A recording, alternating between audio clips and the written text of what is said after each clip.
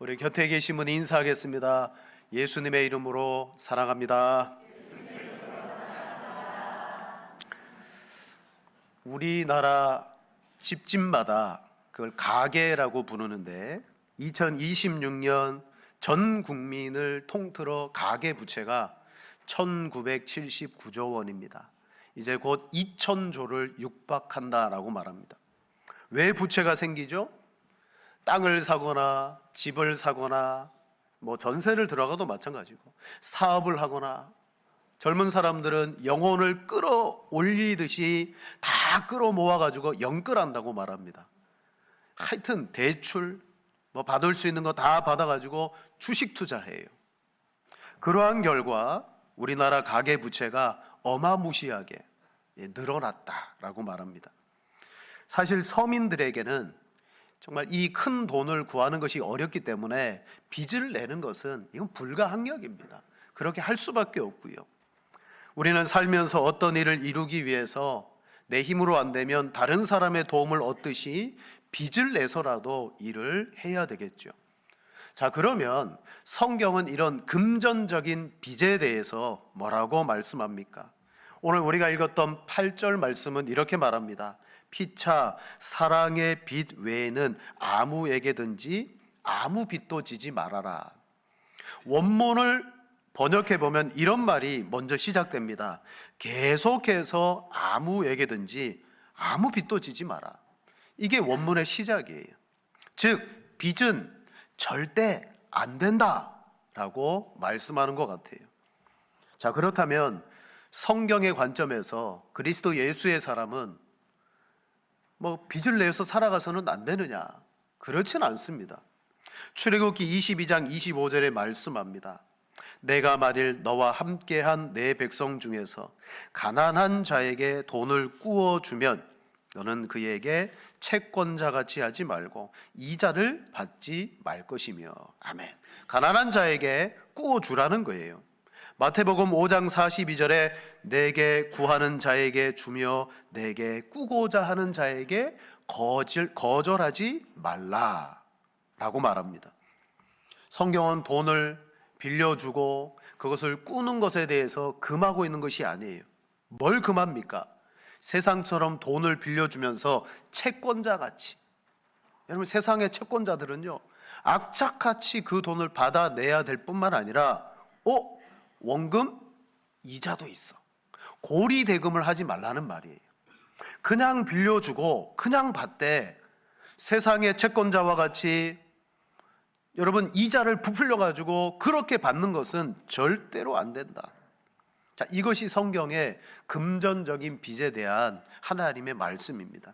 근데 우리가 좀 조심스러운 것은 그렇다 손 치더라도 여러분 익히 들어서 아실 겁니다. 교회 안에서는 서로 간에 금전 거래를 하면요 이게 사람을 잃게 되더라고요. 사람은 괜찮은데 거기에 돈이 연결되면 이 돈이 사람을 속이는 거예요. 그래서 많은 교회들이 항상 당부합니다.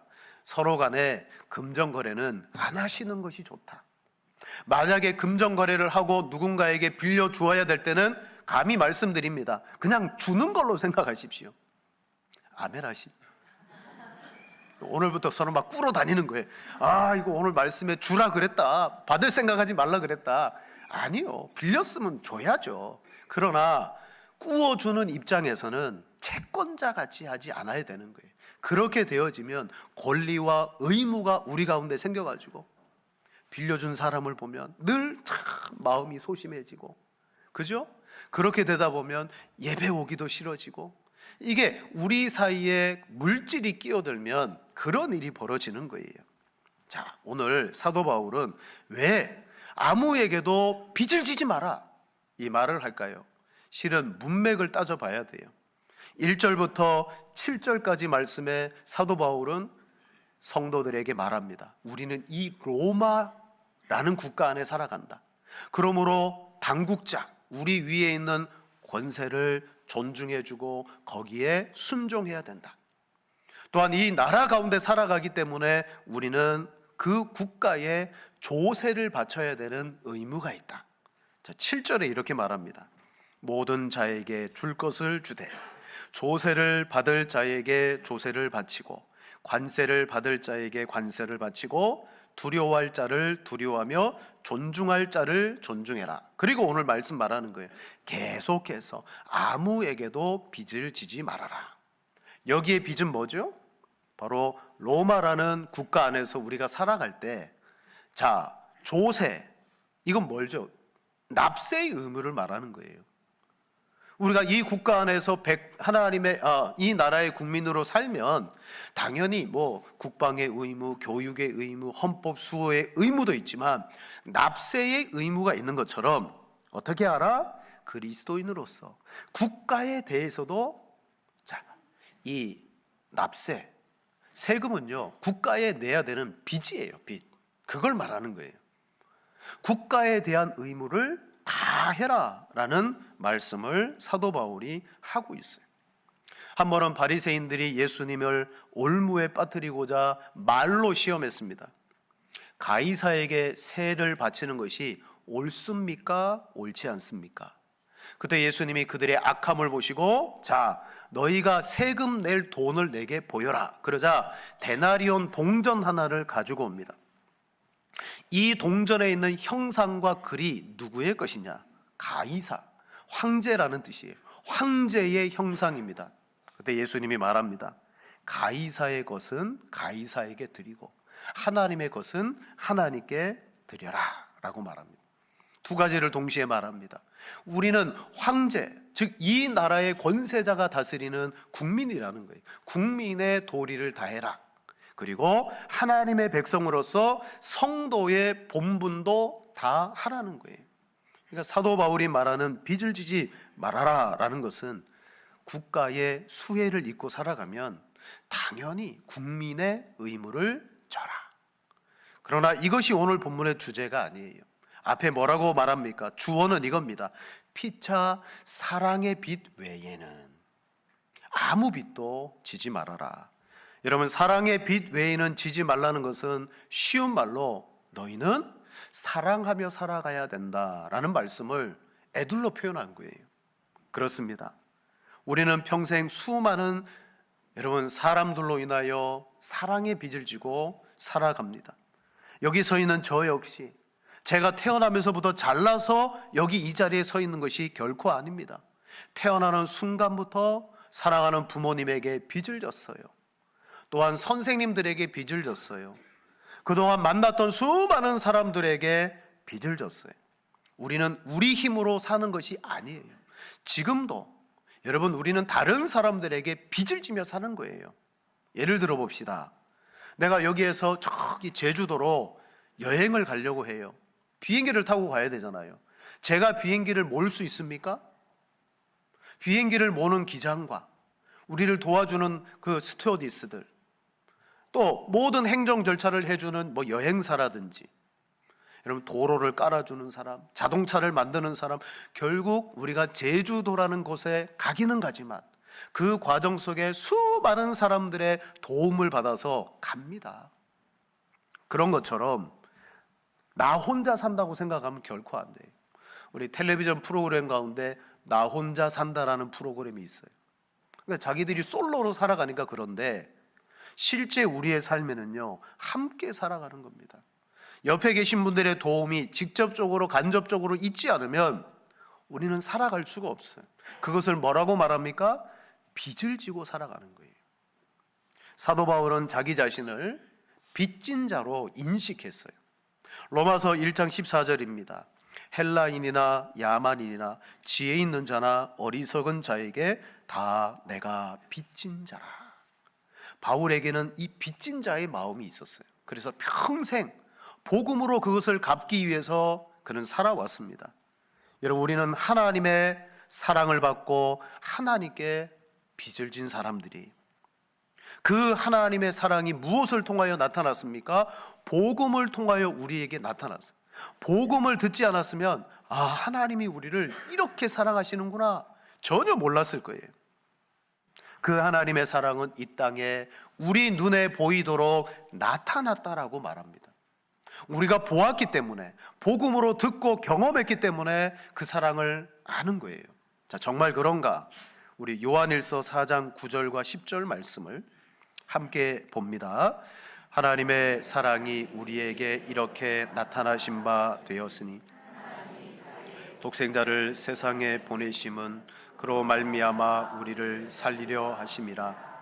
사랑은 여기 있으니 우리가 하나님을 사랑한 것이 아니요 하나님이 우리를 사랑하사 우리 죄를 속하기 위하여 화목제물로 그 아들을 보내셨음이라. 아멘.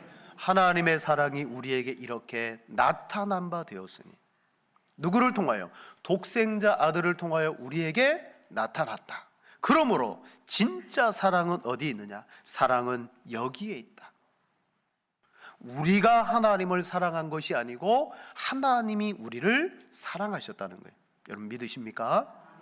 요한복음 3장 16절, 하나님이 세상을 이처럼 사랑하사 독생자를 주셨으니 이는 그를 믿는 자마다 멸망하지 않고 영생을 얻게 하려 하심이라. 아멘. 저는 소그룹의 이 구절을 읽을 때면 그 세상을 이라는 말에 여러분의 이름을 넣어서 읽으라고 종종 말합니다. 성 빼고 이름만 넣어서 그 세상을 한번 다 같이 한번 읽어봅시다. 하나님이 제하기를 이처럼 사랑하사 독생자를 주셨으니 이는 그를 믿는 자마다 멸망하지 않고 영생을 얻게 하려 하심이라. 아멘. 하나님이 나를 이렇게 사랑했다는 거예요. 독생자를 주심으로 말미암아. 그렇습니다. 우리 모두는 영생을 얻었는데 그 출발은 하나님이 나를 이렇게 사랑하셨구나. 그래서 성경을 꽉꽉 쫙가지고 진액을 딱 뽑으면 뭐가 떨어져요? 하나님은 우리를 사랑하신다. 더 꽉 잡으면 뭐예요? 성경은 사랑이라고 도출됩니다. 근데 중요한 것은 저와 여러분이 이 사랑을 받을, 하나님께 구원받을 자격이 있어서 사랑받았느냐? 전혀 그렇지 않아요. 오늘 이 예배를 오실 때 여러분 마음이 막 불편하고 거리낌이 있고 죄로 인하여서 하나님 앞에 나가기가 부끄러운 마음이 있다. 당연합니다. 그런 마음을 가지게 됩니다. 그럼에도 불구하고 우리가 안면몰수하고 회개하면서 하나님께 나아갈 수 있는 것은 예배의 자격이나 구원의 자격이 우리에게 있지 않습니다. 다만 우리에게 어떤 자격이 있다면 어떤 자격이 있을까요? 심판받을 자격입니다. 영원히 멸망받을 자격이 우리에게 있어요. 로마서 3장 9절 12절에 말합니다. 그러면 어떠하냐? 우리는 나으냐? 결코 아니라 유대인이나 헬라인이나 다 죄 아래에 있다고 우리가 이미 선언하였느니라. 기록된 바 의인은 없나니 하나도 없으며 깨닫는 자도 없고 하나님을 찾는 자도 없고 다 치우쳐 어떻게 되고? 무익하게 되고 선을 행하는 자는 없나니 하나도 없도다. 아멘. 솔직히 하나님 앞에 우리 모두는요 무익한 자예요. 쓸모없는 자예요. 그런데 하나님이 누구를 사랑하셨다 그랬어요? 예수님이 나는 의인을 부르러 온 것이 아니라 죄인을 부르러 왔노라. 아멘. 하나님은 의인을 구원하시지 않고 죄인을 구원하셨어요. 그러므로 오늘도 하나님 앞에 부끄럽고 연약하지만 우리가 당당하게 나가는 것은 하나님이 죄인된 나를 찾고 계시는 줄로 믿습니다. 로마서 5장 6절에 말합니다. 우리가 아직 연약할 때에 기약대로 그리스도께서 경건하지 않은 자를 위하여 죽으셨도다. 의인을 위하여 죽는 자가 쉽지 않고 선인을 위하여 용감히 죽는 자가 혹 있거니와 우리가 아직 죄인 되었을 때에 그리스도께서 우리를 위하여 죽으심으로 하나님께서 우리에 대한 자기의 사랑을 확증하셨느니라. 아멘. 저와 여러분이 전혀 무익하고 죄인으로 쓸모없을 때 이미 하나님은 그 아들을 십자가에 달려 죽게 하심으로 우리를 향하신 하나님의 사랑을 확증해 주신 줄로 믿습니다. 여러분, 내가 하나님 보실 때 경건치 않고 불완전하고 연약하다 할지라도 이미 하나님은 내가 죄인 되었을 때 나를 이렇게 사랑했노라. 여러분, 그 아들로 확증의 도장을 찍어 주셨습니다. 의심하지 마십시오. 하나님의 사랑을 여러분이 많이 받으신 거예요. 곧 빚을 졌어요. 제가 설교를 이렇게 보다가 한 예화가 있길래 말씀을 드립니다. 1990년대 캘리포니아에서 실제 일어났던 일입니다. 한 10대 소녀가 가출을 했습니다. 마약에 빠지고 나쁜 친구들과 어울려 음란한 생활을 했습니다. 소녀의 어머니는 이 딸을 찾기 위해서 백방으로 노력했어요. 그러다가 누군가 딸을 목격했대요. 바로 LA 어느 지역에 있는 걸 내가 봤다. 그래서 이 어머니는 그 딸을 찾기 위해서 갑니다. 딸은 거기에서 창녀로 살고 있답니다. 근데 LA에서 딸을 찾는 것은 그냥 모래사장에서 바늘 찾는 거랑 비슷했었어요. 어머니는 생각했어요. 야, 이 딸을 찾기 위해서 어떻게 해야 될까? 그래, 전단지를 만들어야 되겠다. 온 사방에 딸의 얼굴로 전단지를 붙여놓고 내가 찾는다 그러면 만날 수 있겠지. 그리고 전단지를 막 만들려고 하다가 생각이 어디에 미쳤느냐? 만약 내 딸이 자기 얼굴이 거기에 있는 것을 보면 너무너무 부끄럽고 창피할 것 같아. 오히려 나에게 연락을 주지 않고 숨어버리지 않겠는가? 그런 생각을 했어요. 그래서 고심 끝에 전단지에 딸 사진 대신에 어머니의 사진과 그리고 전화번호, 문구를 적었어요. 이렇게 적어놨어요.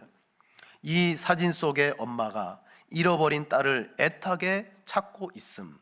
그러니까 엄마의 얼굴을 넣고 그렇게 애타게 찾고 있다라고 전단지를 다 붙였습니다. 그로부터 3일 만에 딸에게 연락이 왔어요. 여러분, 사실 어머니의 얼굴을 붙인다는 것도 얼마나 부끄럽고 창피한 일입니까? 하지만 사랑하는 딸을 위하여 그런 창피, 그런 부끄러움 다 무릅쓰고 그렇게 했다는 거예요. 여러분, 이게 뭐죠? 우리의 부모님들은 불완전합니다. 하지만 그 자녀들을 향한 그 사랑은 진실이에요. 불완전하지만 우리를 그렇게 사랑하셨어요. 마찬가지로 하나님도 우리를 구원하시기 위해서 어떻게 하셨어요? 하나님의 아들, 하나님이 직접 우리에게 오신 거예요.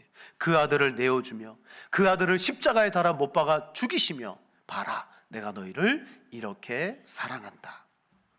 여러분, 저와 여러분은 하나님께 어마무시한 빚을 지고 있습니다. 엄청난 빚을 졌어요. 그래서 이 엄청난 사랑과 빚은 계산도 안 됩니다. 우리가 늘 부르는 찬송가 304장의 가사가 있잖아요. 하늘을 두루마리 삼고 바다를 먹물 삼아도 한없는 하나님의 사랑 다 기록할 수 없겠네. 아마도 이 가사를 쓴 사람은 그 큰 사랑을 경험했을 거예요. 그리고 뒤에 이렇게 말합니다. 하나님의 크신 사랑 그 어찌 다 쓸까? 저 하늘 높이 쌓아도 채우지 못하리. 여러분, 하나님의 사랑을 경험한 사람입니다. 그는 그 사랑의 빚이 너무 커서 감당할 수 없고 갚을 수 없는데 찬송의 곡이라도 써가지고 하나님 앞에 평생 찬양을 불러야 되겠다. 그래서 이 곡을 썼을 거예요. 우리는 하나님의 그 사랑의 빚을 여러분 갚기를 애쓰겠지만 불가능합니다. 갚을 수가 없어요. 그렇다면 오늘 성경에 이 사랑의 빚 외에는 아무 빚도 지지 말라 그랬어요. 그렇다면 저와 여러분이 하나님의 사랑을 받고 이 빚을 갚아 나가고, 그렇게 하기 위해서 진짜 필요한 것이 있는데 그게 뭐냐? 하나님의 사랑을 여러분이 경험해야 되는 거예요.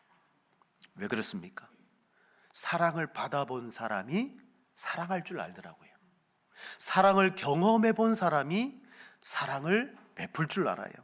그래서 어린 시절에 부모님에게서 사랑을 듬뿍 받고 자라난 사람은요, 그 인성이 올바라요. 성품이 좋아요. 그리고 똑같이 인생의 어려움과 고난을 당하지만 오뚜기같이 회복되는 속도가 아주 빨라요. 그리고 다른 사람을 대할 때 부모님이 자기를 대했듯이 다른 사람에 대해서도 어떻게 여기냐? 비판하거나 판단하지 않아요. 그 사람 자체로 여겨줍니다. 구김살이 없어요. 그러니까 사랑을 받은 사람은요, 그 사랑받은 만큼 살아갑니다. 그래서 경험이 중요한데, 하나님이 나를 얼마나 사랑하시는지를 우리가 경험할 때 하나님의 사랑을 우리가 나눌 수 있습니다. 사랑하는 성도 여러분, 여러분은 하나님을 얼마나 깊이 알고 계세요? 여기서 안다는 것은 뭐예요? 그 하나님을 내가 경험하고 있다는 거예요. 요한일서 4장 7절 8절에 말합니다. 사랑하는 자들아 우리가 서로 사랑하자. 사랑은 하나님께 속한 것이니 사랑하는 자마다 하나님으로부터 나서 하나님을 알고 라고 말합니다. 사랑하는 사람은요, 하나님을 알고 하나님을 아는 거예요. 사랑하지 아니하는 자는 하나님을 알지 못하나니 이는 하나님은 사랑이심이라. 아멘. 오늘 우리가 믿는 이 기독교가 어떤 기독교가 되어야 됩니까? 하나님의 그 크신 사랑을 내가 받았음을 알고 경험함으로 말미암아 그 사랑을 하는 거예요. 하나님은 사랑이라는 풀이에요, 풀. 오늘 우리가 이 예배당에 와서 예배하고 하나님을 섬길 때 어디에 뛰어드느냐? 하나님의 그 풀장에 뛰어드는 거예요. 그 풀장이 뭐다? 하나님은 사랑이라는 거예요. 그런데 그 풀장에 뛰어들었는데 이 몸이 젖지 않는 사람이 있다면 어떻게 되겠습니까? 당연히 그 풀장에 뛰어들면 몸이 젖어야 되잖아요. 하나님의 사랑으로 내가 묻어나야 되는 거예요. 그런데 그렇게 예배하고 그렇게 하나님 말씀을 들었는데 그 사랑으로 내가 젖어들지 않는다? 그건 하나님을 사랑하지 않는다는 거예요. 모른다는 거죠. 하나님을 사랑하는 사람은 하나님을 아는 것이다. 아무리 입술로 내가 하나님을 알아요 라고 말해도 내 옆에 있는 형제를 미워하거나 마음으로 거리끼거나 악을 행하게 되면 그건 하나님을 모르는 것이고 그 사람은 하나님을 사랑하지 않는 거예요. 여러분, 신앙생활은요, 하나님과 내가 맞닿아 있는 겁니다. 조금이라도 떨어져 있다면 뭔가 신앙에 문제가 있는 거예요. 근데 그 기준이 뭐다?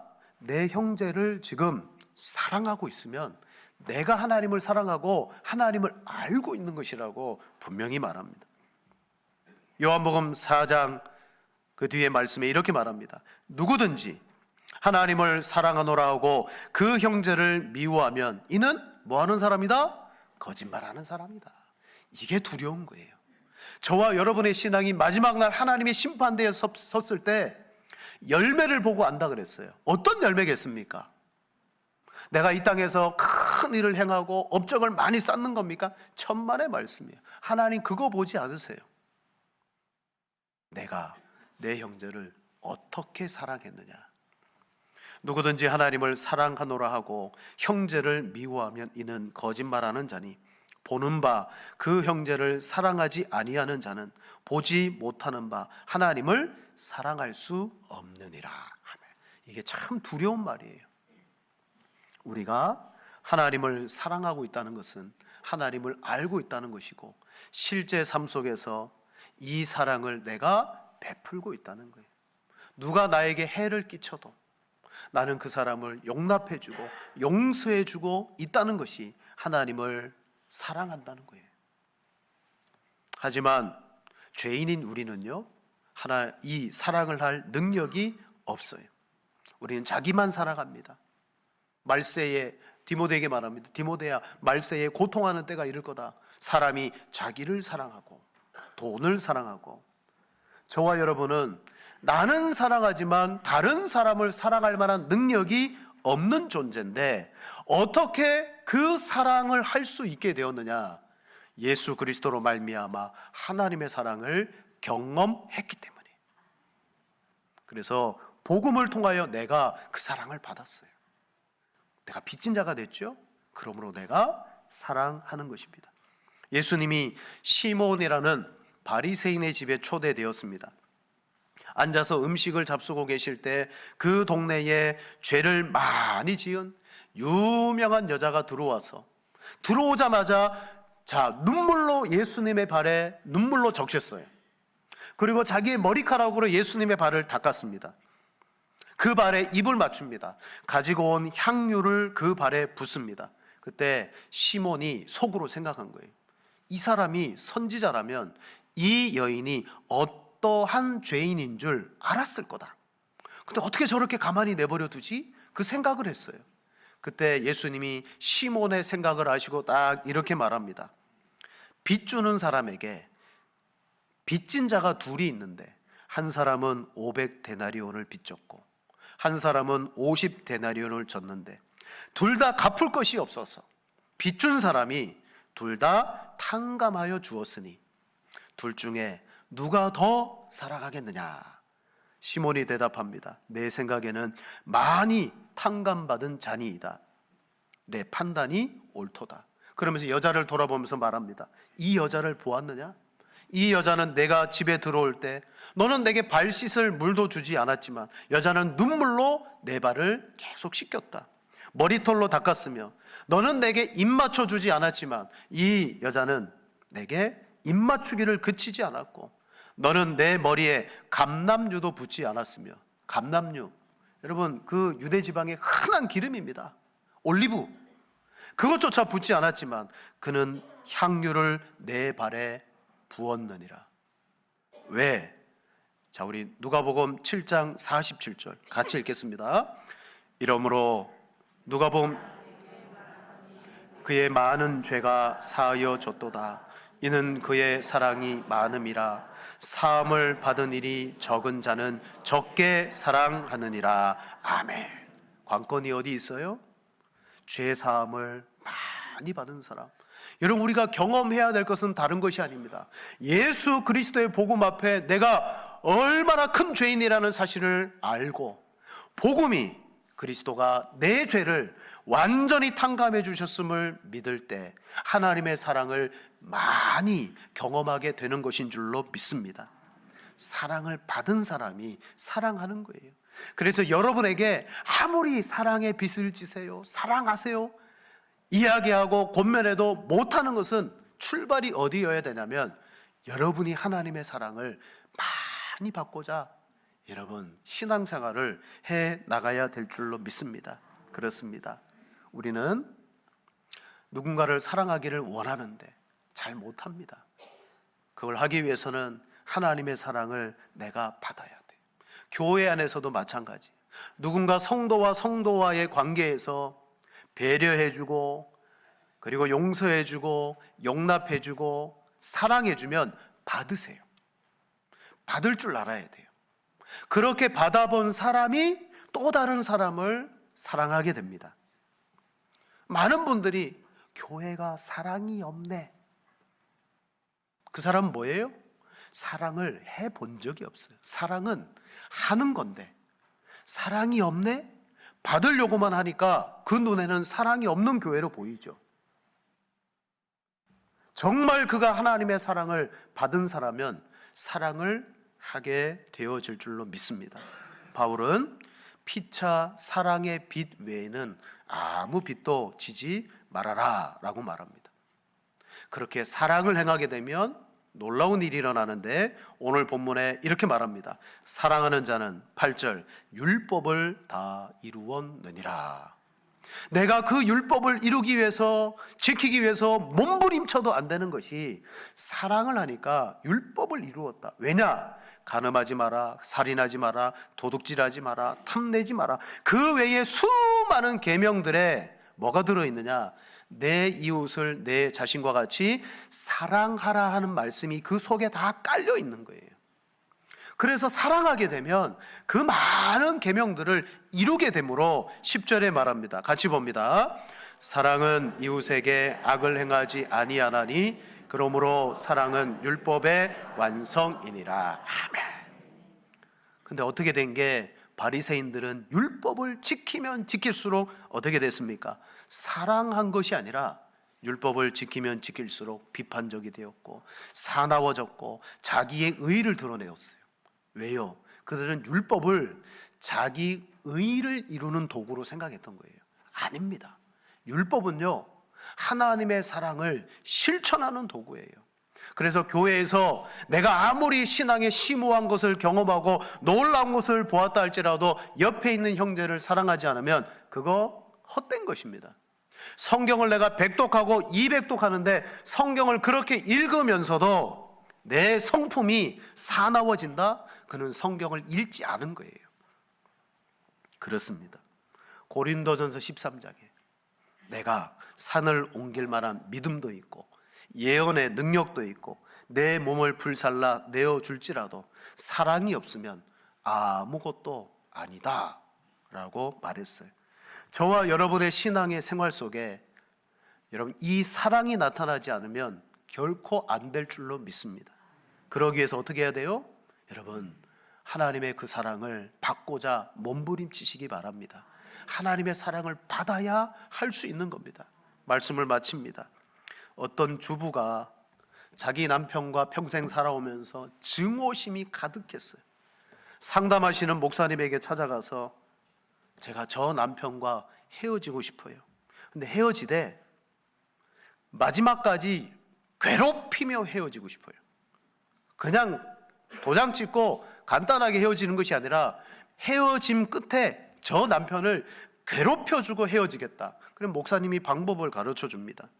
집에 가서 그러면 이제부터는 괴롭히기 위해서 정말 남편을 사랑하는 것처럼 행동하십시오. 남편이 어떤 귀한 존재인지를 늘 말해 주십시오. 남편의 장점을 찾아가지고 있는 대로 칭찬을 해 주십시오. 남편을 기쁘게 하고 남편을 즐겁게 하는 일에 노력을 아끼지 마십시오. 남편으로 하여금 당신이 남편을 사랑한다라고 깊이 느낄 정도로 그렇게 해 주십시오. 그리고 나서 남편에게 이혼장을 딱 내밀면 남편은 엄청난 충격을 받을 겁니다. 맞죠? 정말 사랑하는 모습, 섬기는 모습을 하고 어느 날 갑자기 이혼장을 딱 내밀면 이만한 충격이 없어요. 여러분 이 주부는 복수심을 잔뜩 안고 웃으며 돌아갑니다. 정말 좋은 방법입니다. 남편이 기겁을 할 것 같습니다. 그러면서 돌아갔어요. 2달 동안 그것을 하기로 했어요. 2달 후에 오기로 한 여러분 그분이 안 오는 거예요. 그럼 목사님이 전화를 했습니다. 아니 이혼하실 준비가 되었습니까? 라고 말하자 그분이 이렇게 외칩니다. 이혼요? 절대로 안 해요. 저는 정말 남편을 사랑해요. 뭐죠? 감정이 아니라 감정은 안 생길 수도 있어요. 감정이 아니라 이 주부의 행동이 감정을 변화시킨 경우입니다. 즉 동작이 감정을 낳은 거예요. 감정이 없다 그래서 그렇게 안 하고 살았더니 원수와 같이 되었지만 반복적으로 자기가 그 사랑을 연습하고 행동해 보니까 그 속에서 감정이 일어나더라. 사랑하는 척만 해도 이런 변화가 나타납니다. 그렇다면 하나님의 사랑을 엄청나게 빚진 자로 우리가 받았는데 그 사랑을 행하면 어떤 능력이 일어나겠습니까? 사랑하는 여러분, 하나님이 나를 얼마나 사랑하시는지를 먼저 깊이 누리시기를 바랍니다. 십자가의 사랑에 빠져보아야 됩니다. 요즘 사랑하기 힘듭니다. 점점 미운 사람들이 주변에 많이 생깁니까? 혼자 노력하지 마시고 그걸 가지고 하나님 앞에 나아가셔서 여러분이 하나님의 사랑을 충만히 받으실 때 어떻게 되겠습니까? 진정한 용서와 사랑의 품어줌의 역사가 일어나는 줄로 믿습니다. 그런 하나님의 사랑을 베푸는 여러분 되시기를 축원을 드립니다.